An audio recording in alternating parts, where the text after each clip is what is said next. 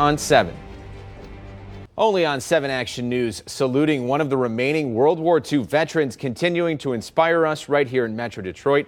A career in the Navy is just one of the many things I talked about with Thomas Shipley just before his 100th birthday party at Troy Dance Studio this weekend. At exactly 100 years young, Thomas Shipley is a shining example of a life being lived to the fullest and how to have a good time at any age.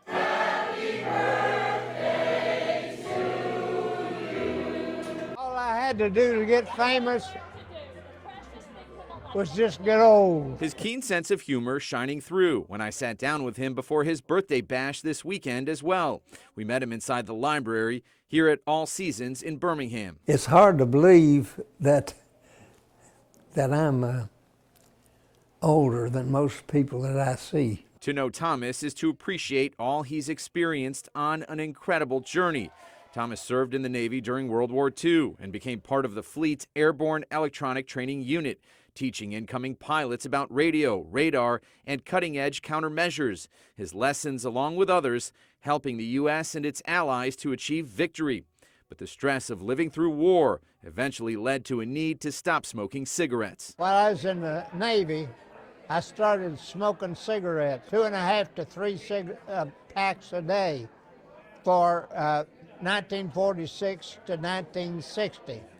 And in 1960, I quit them because I was hacking and coughing, and I started smoking cigars. Thomas has also had a remarkable professional business career after serving his country, becoming the owner and president of a machine tool and sales company.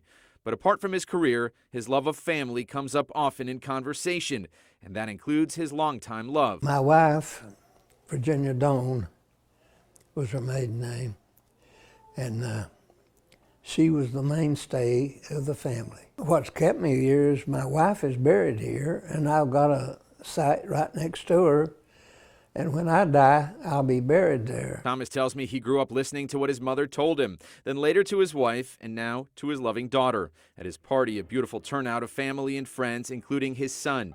Each of these guests coming to share a story and take in the moment. Their mother really raised them good. I was busy working, and she raised the kids. While enjoying the occasional martini, it's the best martini I've had in several years. Thomas is beyond proud of the people in his life and expressing gratitude to those who've inspired him along the way. His message to all is to pursue life's challenges while stopping to enjoy the view.